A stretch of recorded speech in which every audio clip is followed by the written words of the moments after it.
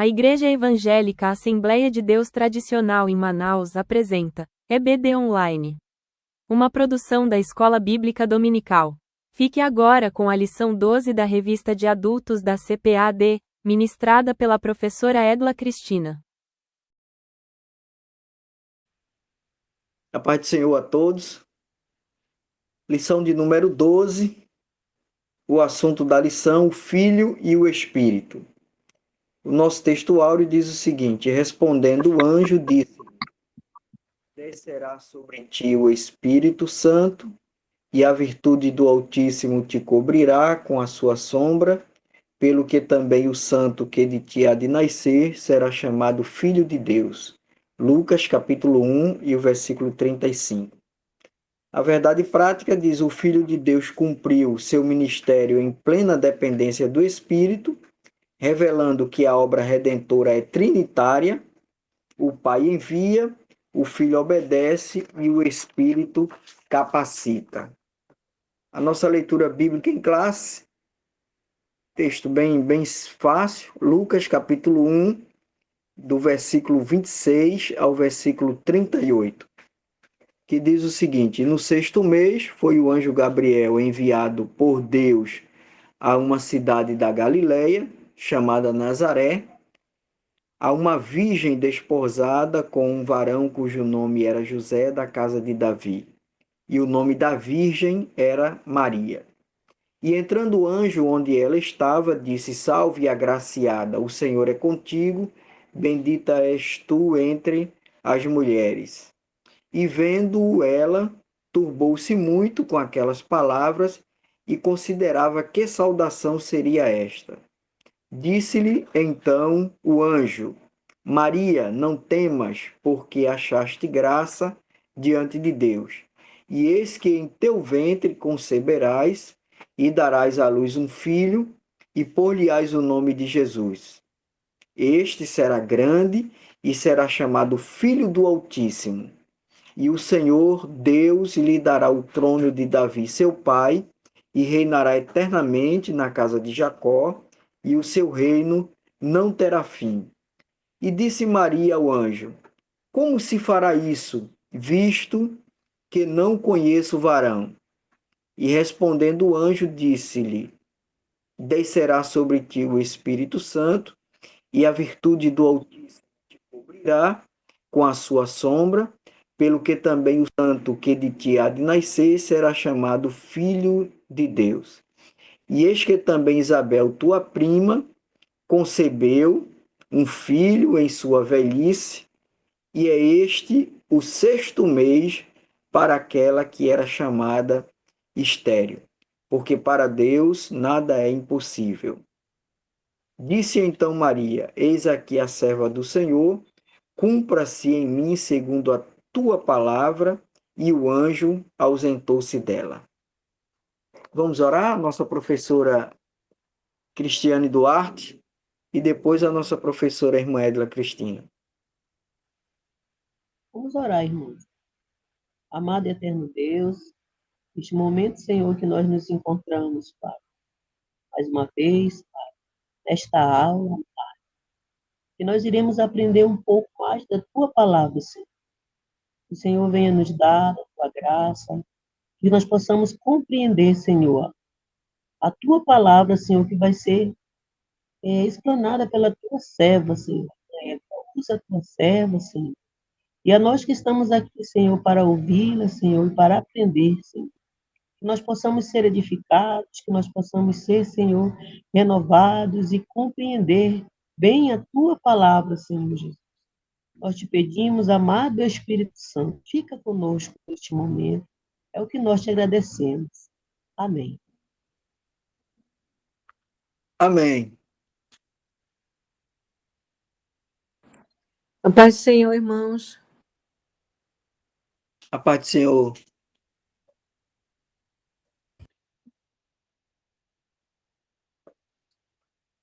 Já a nossa professora irmã Edla com a palavra. Pai do Senhor, meus irmãos. Muito obrigada, irmão Márcio. Nosso plano de aula e depois a ministração da lição de número 12. Amém. Pai do Senhor, meus irmãos, obrigada, irmão Márcio, obrigada, professora Cristiane. Nós vamos hoje estudar sobre o Filho e o Espírito Santo, né? Essa relação, e na nossa lição de número 12.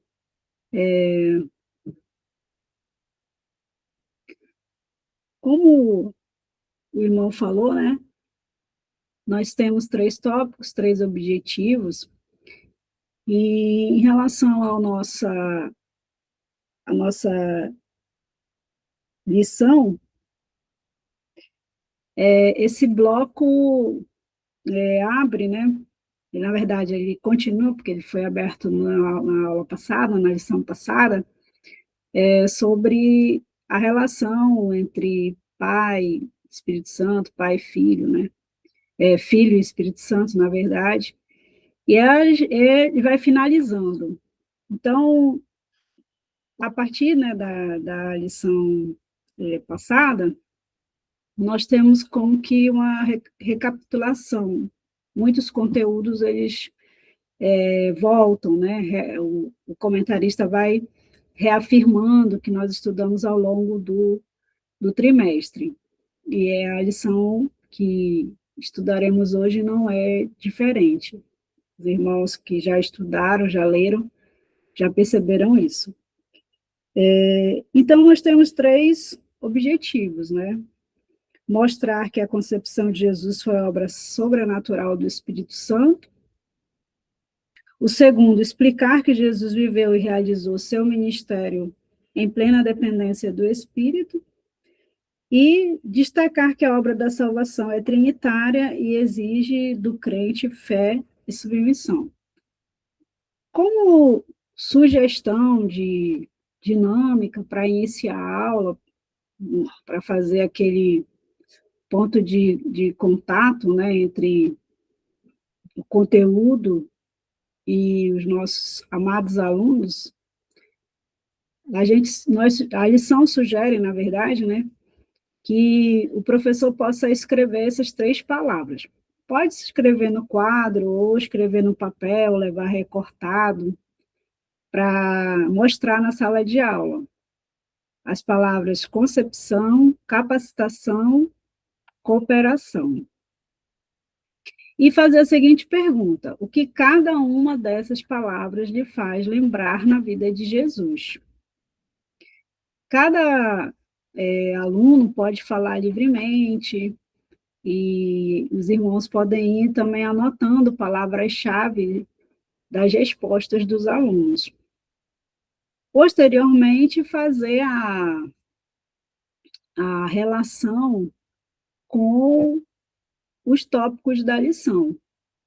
O Espírito Santo, ele esteve presente na concepção, né, de Jesus, mostrando aí que, nesse momento, a Trindade já estava também operando, porque o Pai ordenou e o Espírito Santo esteve ali. O Pai ordenou a encarnação do Filho. Em relação à palavra capacitação, depois pode-se destacar que é referente à obra capacitadora do Espírito Santo para que todo o ministério de Jesus se cumprisse, e assim ele cumprisse sua missão na terra e glorificasse ao Pai. E a palavra cooperação, que se refere ao papel, né, de cada uma trindade, mas que eles sempre operam em unidade e em cooperação. Os irmãos também podem levar versículos bíblicos relacionados a cada uma dessas palavras. Então, é uma forma de fazer com que a turma participe.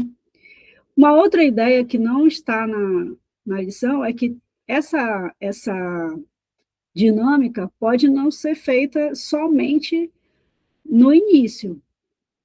Os professores podem explorar cada palavra dessa ao longo da lição. Pode se sortear, pode levar, distribuir para cada grupo, e cada grupo ir comentando ao longo da lição.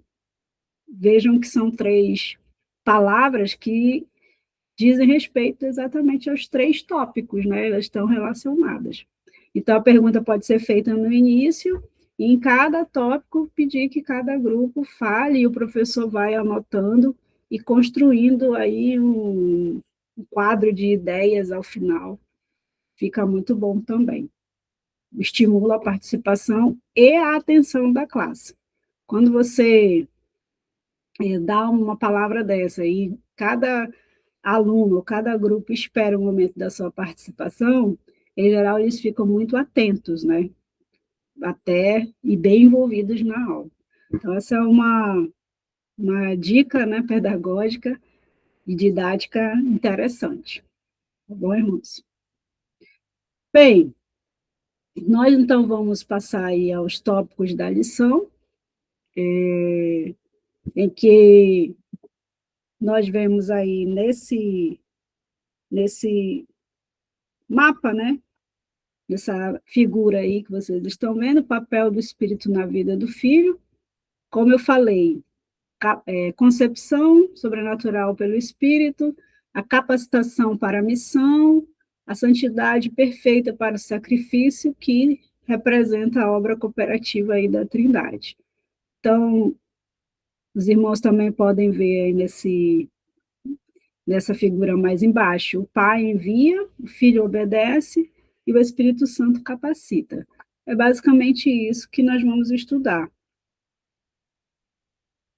Na introdução, nós temos algumas afirmações que eu considero maravilhosas, né? Logo de início, o comentarista da lição já nos mostra como é maravilhoso o mistério da Trindade, já que estamos, né, caminhando para o fechamento. Essa é a penúltima lição. Lá na revista, ele já diz: o plano da salvação não é uma obra isolada, é uma ação conjunta, coordenada, em perfeita harmonia pelo Pai, pelo Filho e pelo Espírito Santo. Então, já na introdução, nós já temos algumas afirmações que são basilares para a nossa doutrina pentecostal, né, das Assembleias de Deus, em relação à Trindade. Então, essa lição ela vai revelar um pouco disso. O comentarista diz que a Bíblia revela que a Trindade agiu e age de modo inseparável em favor da redenção da humanidade. Que maravilhoso, né, irmãos? Como os irmãos estão vendo aí. Por amor a nós, por amor à humanidade, a Trindade age, a Trindade se movimenta para que a redenção aconteça, né? Para que a obra da redenção acontecesse. E acho que o mais importante da lição é que nós rememoremos isso hoje, né? Então, no primeiro tópico, o Espírito e a concepção do Filho, que diz respeito ao primeiro objetivo, né? E aí, no primeiro subtópico, nós temos o anúncio do nascimento de Jesus. E Lucas é o que mais descreve este momento. E como nós sabemos, o Evangelho de Lucas é o que mais mostra a presença do Espírito Santo no ministério de Jesus. Lucas, ele evidencia a obra do Espírito Santo no ministério de Jesus. E logo no primeiro capítulo, nós vamos ver o Espírito Santo sendo evidenciado, né, pelo evangelista por meio da revelação divina. Então, veja, quando o anjo Gabriel, todos nós sabemos, né, ele se apresenta a Maria, ele foi enviado por Deus, Gabriel é o mensageiro, né, vai até a cidade de Nazaré, na Galileia, aparece para Maria, fala com ela e avisa, né, que ela está grávida, que ela é agraciada, no capítulo 1, no verso 31, nós vemos: eis que em teu ventre conceberás e darás à luz um filho. E revela o nome da criança, que é Jesus, porque ele é o Salvador dos pecados, né, do povo de Israel, do seu povo e dos seus pecados, e de toda a humanidade. E diz que ele será chamado Filho do Altíssimo. Então, só nesses versículos, nós vemos a Trindade. Nós vemos aí o Pai e nós vemos o Filho, porque Jesus vai ser chamado de Filho do Altíssimo, ou seja, Filho de Deus. E é claro, aí Maria fica perplexa. O comentarista da lição diz que ela não duvidou, isso nós vemos depois na declaração dela. Possivelmente, né, nós sabemos que Maria era muito jovem e ela não tinha tido contato com José, ela era desposada. Então, ela não tinha ainda tido contato com José. Então, ela ficou perplexa com aquilo, mas ela era conhecedora da palavra de Deus, ela era uma moça piedosa, obediente e de fé. Nós vemos também depois no canto, né, não é o caso aqui, mas no seu cântico, né, no Cântico de Maria, nós vemos claramente, né, que ela não duvidou, que ela cria e que ela se submeteu à vontade de Deus. Uma coisa importante, irmãos, que essa mensagem do anjo Gabriel, nosso comentarista diz, que ela inaugura a plenitude dos tempos. Quando essa mensagem chega a Maria, é porque há a plenitude dos tempos, para que o plano da salvação de fato se cumprisse, ou seja, chegou o momento em que tudo estava preparado para que Jesus viesse como Filho de Deus encarnar, para que nós pudéssemos alcançar a redenção. E aí Maria ficou perplexa, né, com aquilo, e o anjo vai explicar, né, como é que se dá, como é que seria essa concepção. E aí nós vemos claramente que o Espírito Santo opera neste momento, né? O Espírito é o agente da concepção, né? Como é que o anjo explica? Lá no verso 37, nós vemos que ele diz, né, porque para Deus nada é impossível, se referindo também à gravidez da prima dela, de Isabel, que também já estava grávida e já tinha concebido já estava ali esperando João. Mas o Espírito Santo aparece aqui como um agente da concepção, e que o anjo diz: descerá sobre ti o Espírito Santo. Então, nesse momento, nós vemos que o anjo mostra claramente o papel do Espírito Santo. Ela não estava duvidando, ela queria saber como que isso poderia acontecer, já que ela não tinha tido contato, né? Não tinha tido relações íntimas com nenhum homem, não conhecia varão, como ela diz. E aqui no comentário da lição, nós temos aqui o comentarista do teólogo da Reforma, Felipe Melanchthon, que diz: Deus desejou que Cristo nascesse sem a união física de um homem e uma mulher, para que a sua concepção se realizasse sem pecado. Então, foi da vontade de Deus, né, que naquele momento, na plenitude dos tempos, ocorresse aquela concepção. O plano da salvação fosse, então, consumado a partir daquele momento. Então, o Espírito Santo age ali, o anjo diz: descerá sobre ti o Espírito Santo, e aí essa resposta, ela expressa uma figura de linguagem fazendo relação com a presença de Deus. A gente pode ver na lição que o comentarista diz que isso está lá em Êxodo, capítulo 40, né, no verso 35, que Deus ele se mostra como a presença de Deus está relacionado à nuvem, né, que guia o seu povo e que representa ao mesmo tempo, veja, interessante que a nuvem guia e também protege. O povo caminhava pelo deserto, era sol, né, mas também era à noite, também fazia muito frio, então aquela nuvem protegia, né, durante o dia.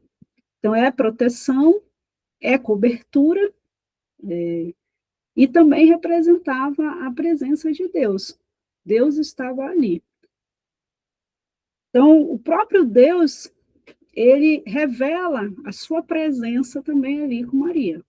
O Espírito Santo diz, olha, descerá sobre ti o Espírito Santo e a virtude do Altíssimo te cobrirá.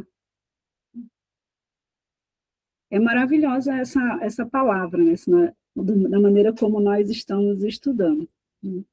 Então, a sombra do Altíssimo se refere à presença de Deus, e também aí nós vamos ver lá em Lucas, no capítulo 9, no verso 34, como isso aparece no momento da transfiguração. E aí o comentarista diz que isso representa o poder criativo do Espírito de Deus, porque também traz a mesma ideia, é a mesma expressão que nós vemos em Gênesis capítulo 1, verso 1, como o Espírito Santo estava no momento da criação.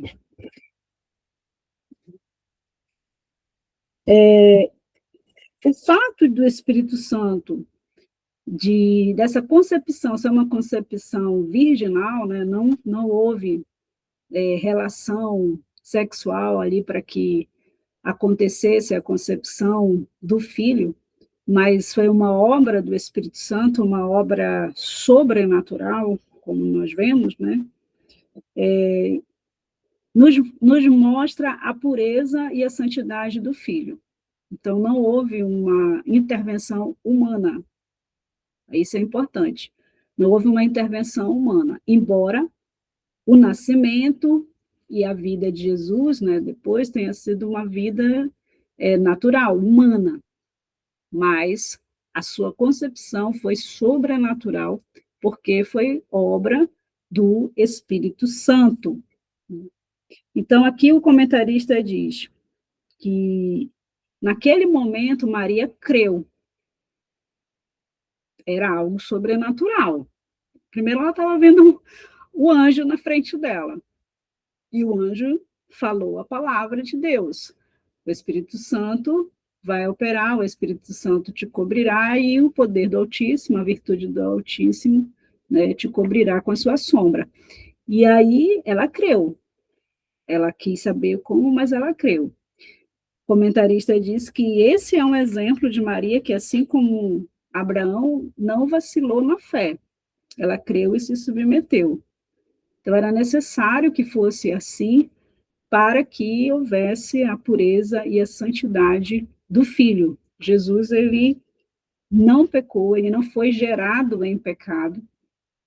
O anjo afirma que esse menino que nasceria de Maria seria o santo, né? Seria santo. Seria completamente separado do pecado e consagrado plenamente ao serviço de Deus, ao serviço divino.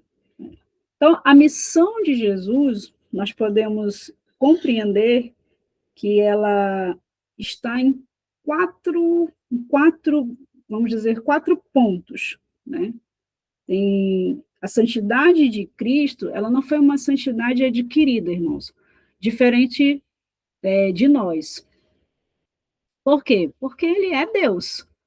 Ele não, ao nascer, ele não nasceu humano e se tornou Deus e se tornou santo. Não, ele já nasceu santo. Ele já nasceu com com esse atributo, porque ele é Deus. Ele nasceu em santidade, ele nasceu em pureza. Então, essa característica, digamos assim, a santidade de Cristo é inerente à sua missão. E ela é inerente em 4 pontos. A obediência perfeita que é Jesus. Para Jesus conseguir cumprir a sua missão, ele precisava obedecer completamente, diferente de Adão que pecou, desobedeceu. Jesus não. Jesus ele obedeceu plenamente, completamente, e garantiu a justificação a nós, a mim e a você. Ele foi o Cordeiro imaculado, ele não teve mancha, ele não teve defeito algum, ele já nasceu assim, sem defeito algum, sem aquela inclinação natural ao pecado, que nós todos já temos, né? Todos já nascemos assim, Jesus não nasceu assim. Ele nasceu já santo, separado, nasceu sem defeito. Então, ele é o Cordeiro, ele foi, né, ele era o Cordeiro imaculado, o Cordeiro sem mancha, sem defeito, a ser apresentado a Deus.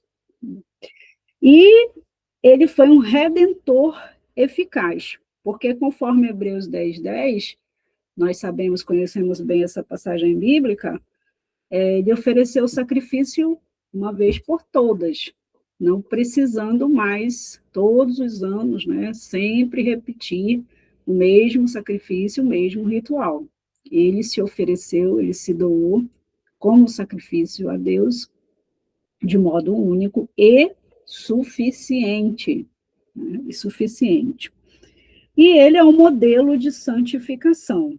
E o comentarista diz, né, assim como foi concebido pelo Espírito, os crentes também podem, espiritualmente, pelo mesmo Espírito, serem conformados à imagem do Filho. Então, ele representa esse modelo para nós. Né? Aí está. A santidade do Filho é a base da nossa redenção, da nossa justificação e da nossa santificação. Como Jesus nasceu como homem, mas por obra do Espírito Santo, nasceu santo como Deus, ele garante para nós a possibilidade de redenção, de justificação e de santificação. E também para que possamos viver segundo a sua imagem. Né? Aquilo que foi o plano de Deus inicial, de criar o homem à sua imagem e semelhança, e que o homem vivesse em comunhão com Deus plena, Jesus morreu, se apresentou para que pudéssemos restaurar esta condição em nós. Ele restaurar em nós. Né? O tópico 2, o Filho e sua relação com o Espírito. Né? Muito interessante, irmãos. O Filho é o verbo feito carne. Como eu falei, então nós estamos, de certa maneira, recapitulando o que já estudamos, né? Reforçando e estabelecendo uma relação aí mais direta, digamos assim. Veja, ao assegurar que o verbo se fez carne, a Escritura revela o mistério do Filho, João 1,14, que é a nossa leitura diária de hoje, né? Leitura da terça-feira. Então,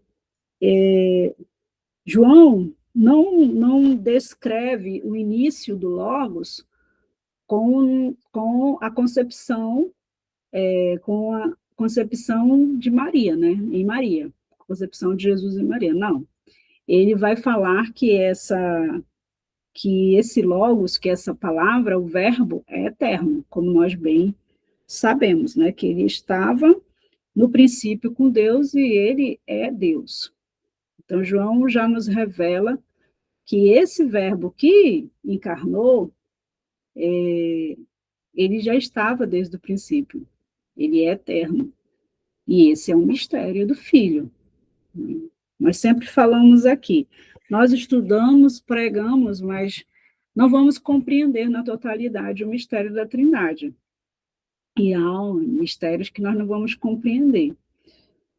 Mas nós vamos, pelo menos, ter mais base, ter mais fundamento para aceitarmos pela fé cada vez que vamos nos aprofundando na palavra de Deus. Então, a entrada do Logos, esse Logos eterno na humanidade, é quando já havia, né, no plano de Deus, na eternidade, a concepção do plano da salvação.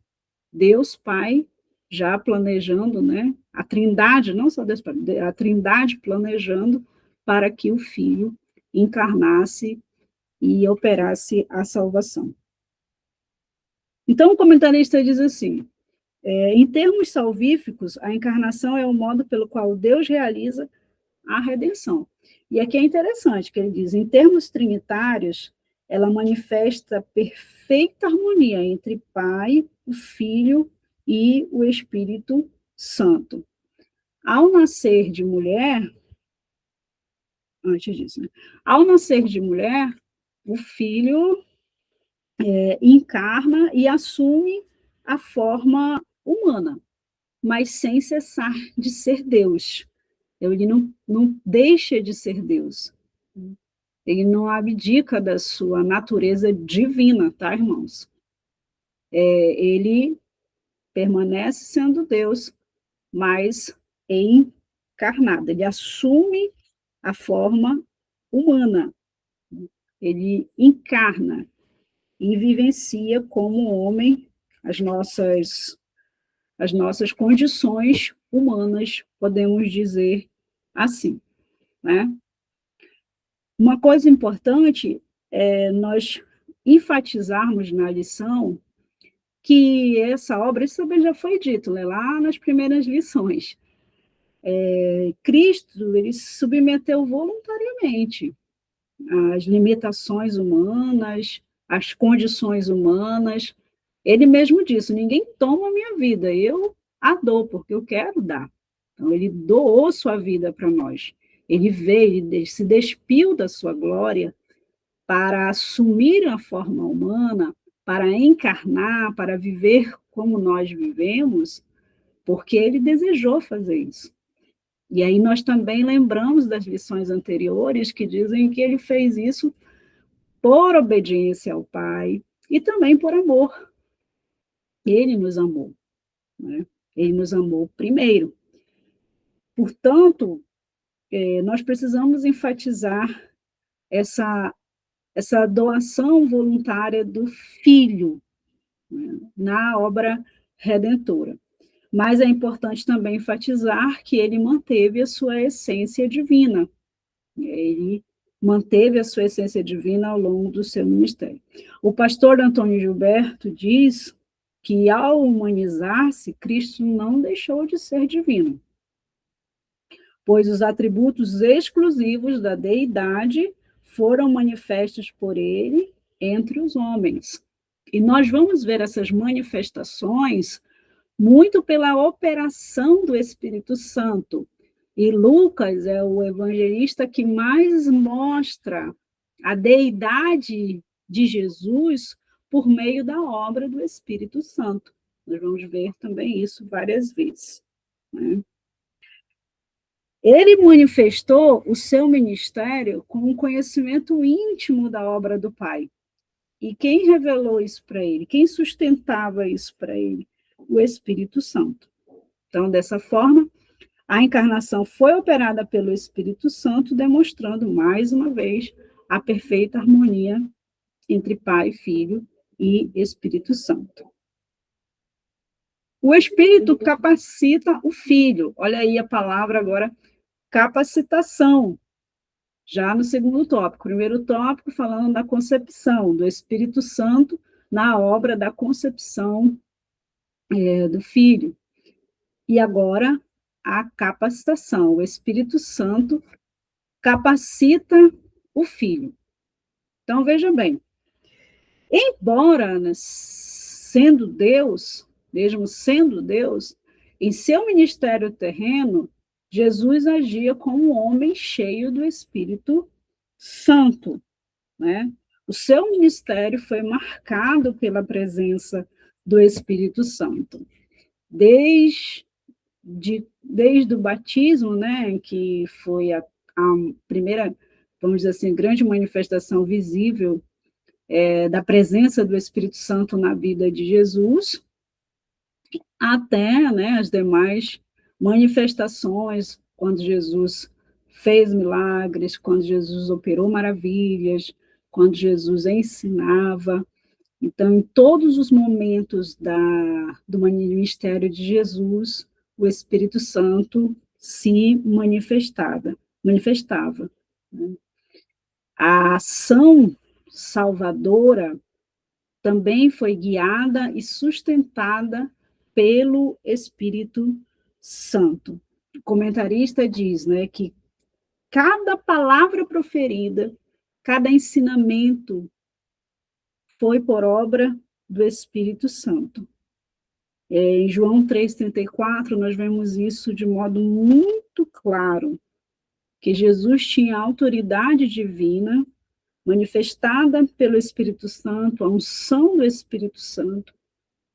Ele, quando se assenta na sinagoga e pega o livro para ler, ele vai ler no profeta Isaías, no capítulo 61, e lá ele manifesta que a unção de Deus estava sobre ele, a unção do Espírito Santo.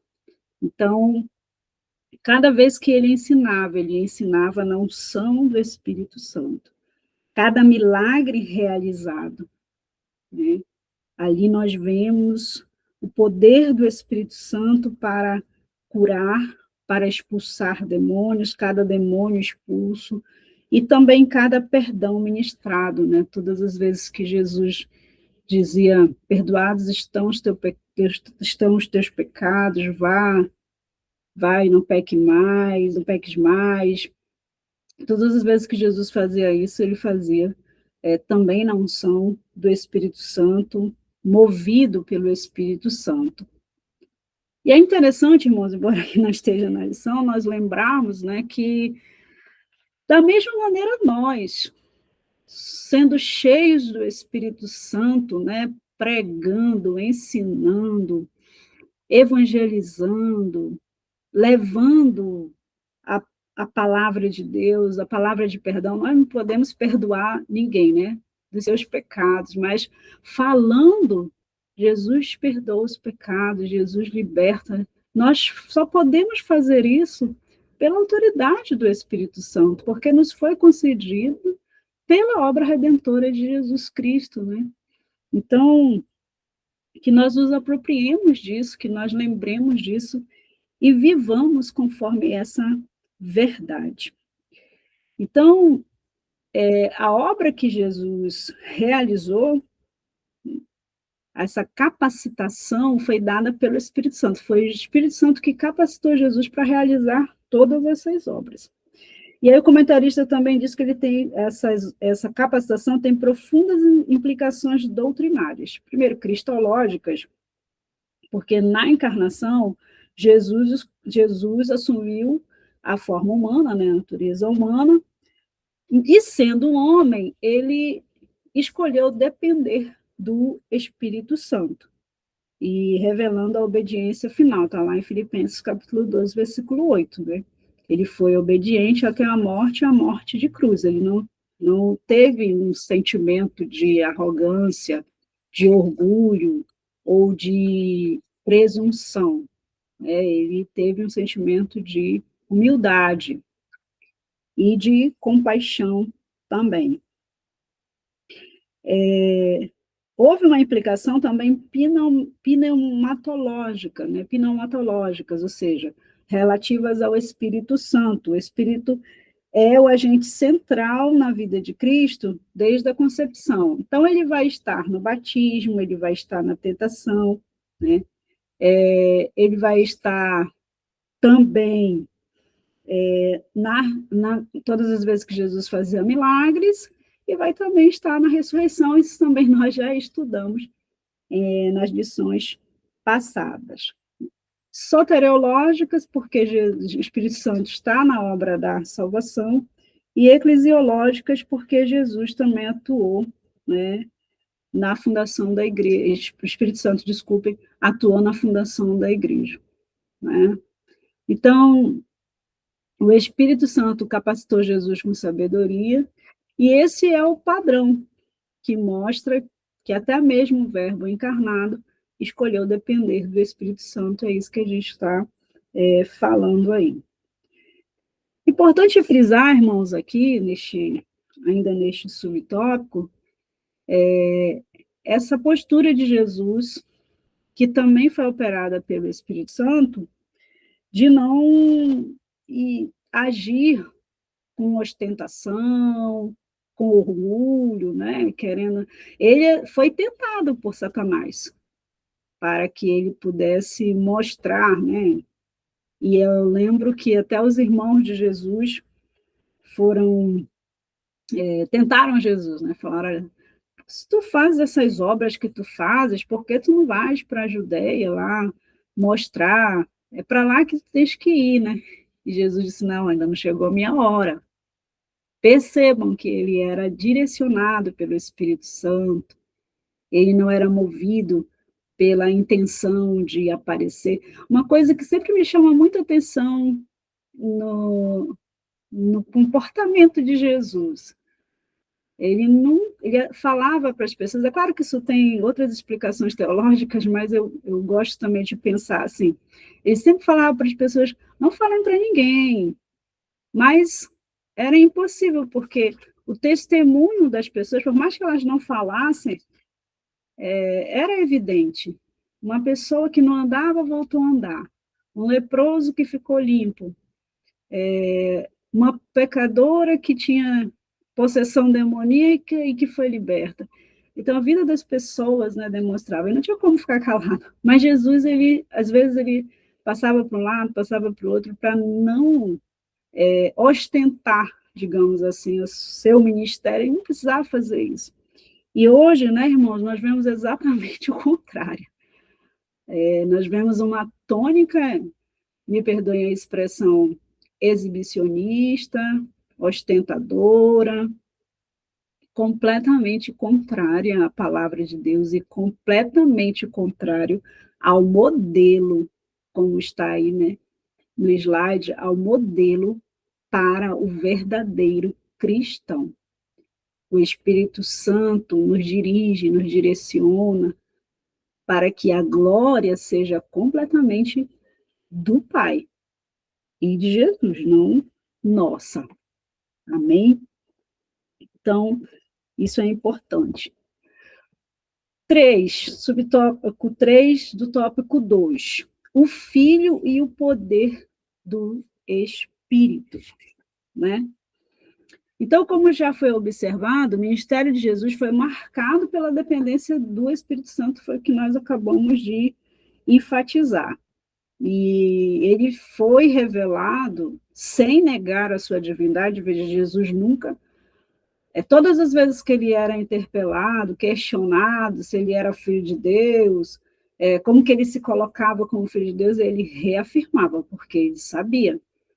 Ele nunca negou a sua divindade, mas nunca se exaltou, nunca deixou de ser humilde, né? Ele exalta a sua humildade na encarnação.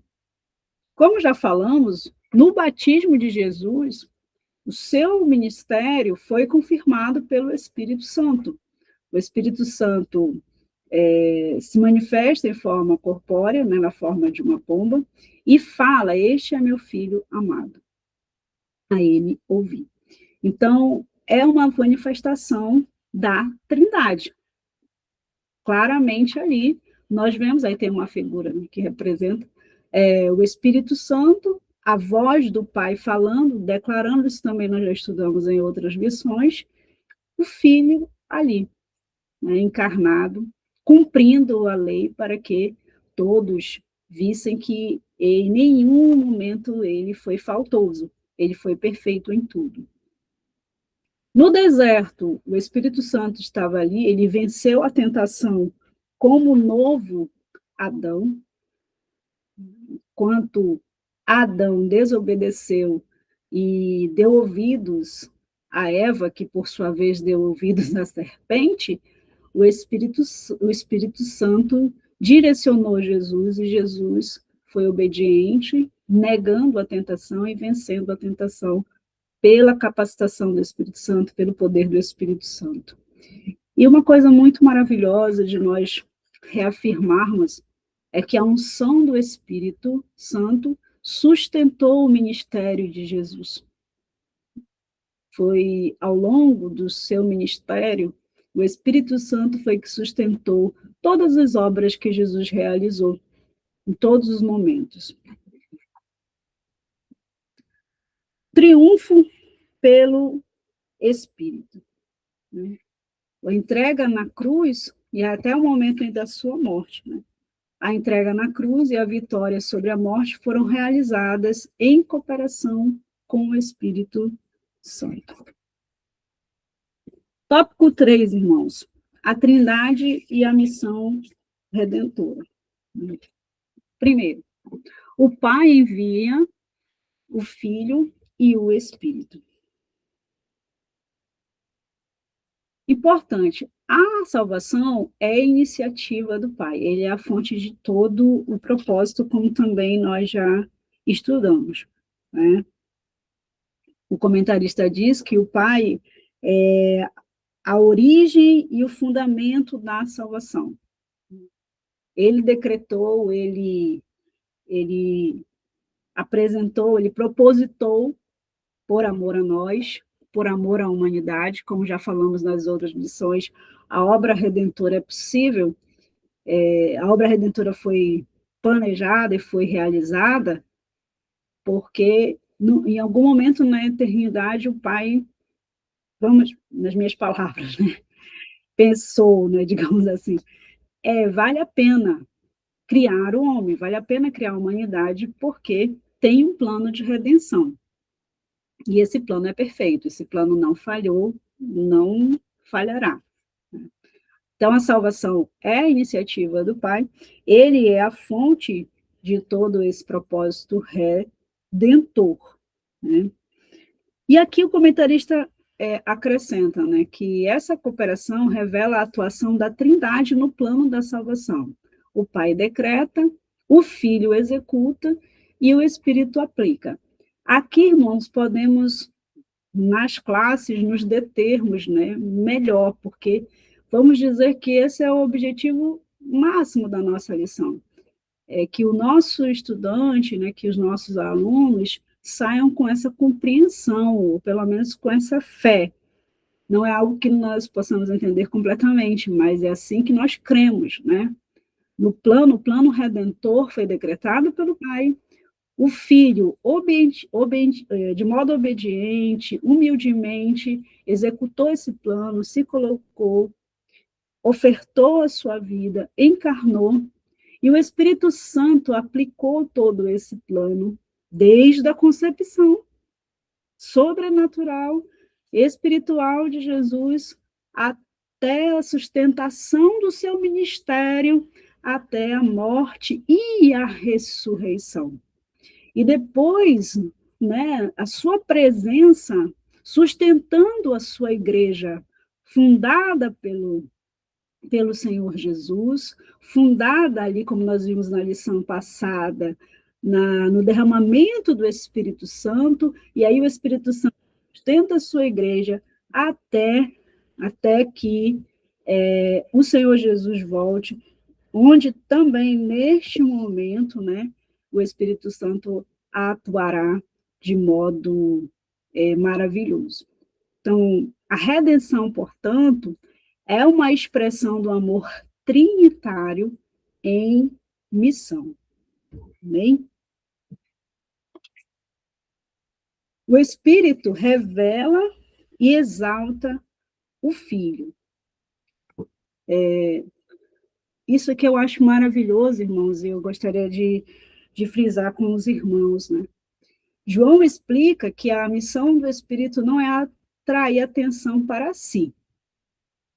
O Espírito Santo trabalha, age para revelar o Filho. A sua missão é cristocêntrica, né? A obra do Espírito Santo no meio da igreja, na humanidade, ela é cristocêntrica. João 16,14, Jesus afirmou: Ele me glorificará, porque há de receber do que é meu, e vou-lo há de anunciar. Foi o próprio Jesus que disse. O Espírito Santo trabalha na vida das pessoas para que o Filho seja glorificado, porque quem glorifica o Filho glorifica o Pai. Quem vê o Filho vê o Pai. Então, essa é a obra do Espírito Santo. E aí nós vemos novamente o contraste, né? Com igrejas, com pregadores, que às vezes a pregação é eurocêntrica, né? No sentido de que eu estou no centro, a minha obra está no centro, o que eu faço, você é o centro do universo, você é aquilo de mais importante. A Bíblia não manda nós pregarmos esse evangelho. A nossa igreja, né, o nosso culto, ele precisa ser cristocêntrico, a nossa pregação precisa ser cristocêntrica, a nossa adoração é cristocêntrica. Quando ela é cristocêntrica, significa que ela é dirigida pelo Espírito Santo. Um culto cristocêntrico é um culto dirigido pelo Espírito Santo, ou o culto dirigido pelo Espírito Santo é um culto cristocêntrico. Não é o culto onde o homem está sendo glorificado, as obras humanas estão sendo glorificadas. Eu não estou dizendo com isso que nós não possamos elogiar B ou C, né? Mas não é o centro da nossa adoração, não é o centro da nossa liturgia. Por isso nós nos opomos, né, irmãos, a vários modelos litúrgicos considerados modernos, né? Porque nós buscamos a direção do Espírito Santo. Então, o Espírito Santo não busca sua própria glória, mas ele testemunha do Filho, né? E o comentarista diz, né? Veja,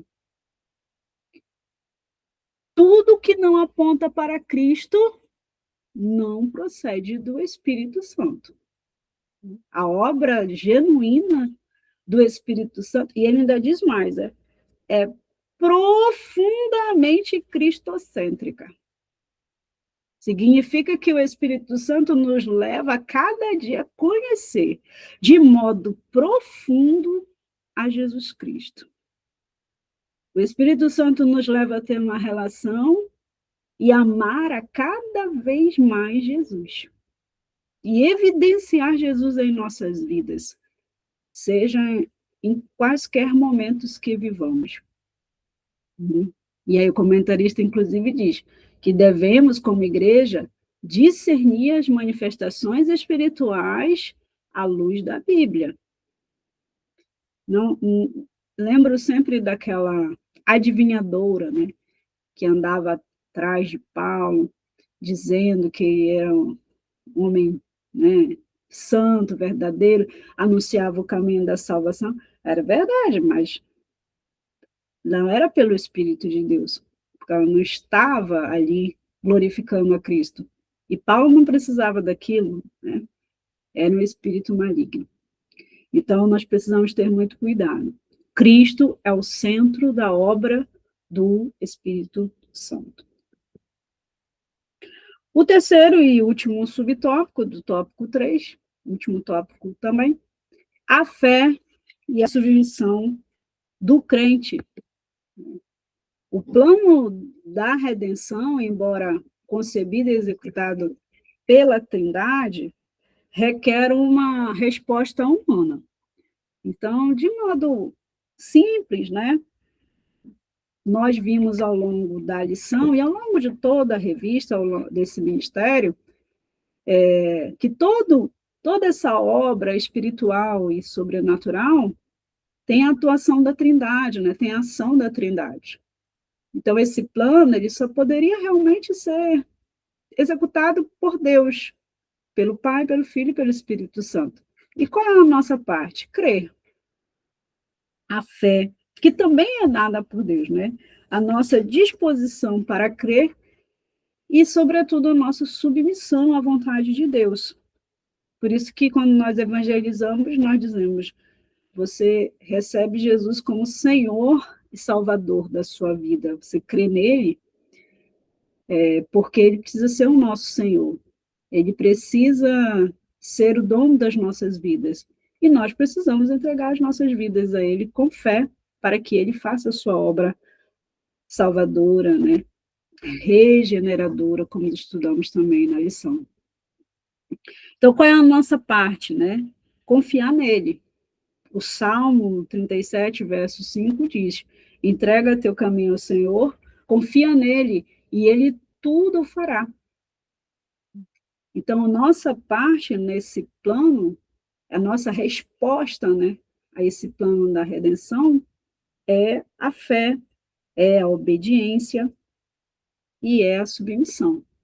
Como Maria fez, Maria nos deu exemplo. Ela disse: eis-me aqui, né, cumpra-se a tua vontade. Cumpra a vontade, cumpra-se a tua vontade. Eu sou a serva do Senhor. Então, que nós possamos ter a mesma postura de Maria, o mesmo espírito que Maria tinha. E também no próprio Jesus, né? Ele também foi completamente submisso à vontade de Deus. E a resposta que Deus espera de nós é a fé, o arrependimento e a obediência. Concluindo, irmãos, né, reiterando aí o que a lição diz, a redenção é uma obra trinitária que revela a perfeita unidade e cooperação entre as pessoas divinas. O Filho, embora sendo Deus, submeteu-se ao Pai e agiu no poder do Espírito. Então, fé, submissão e obediência glorificam a Deus e é a nossa resposta nesse plano de redenção que Deus exige de nós. Amém, irmãos? Muito obrigada, que Deus nos abençoe.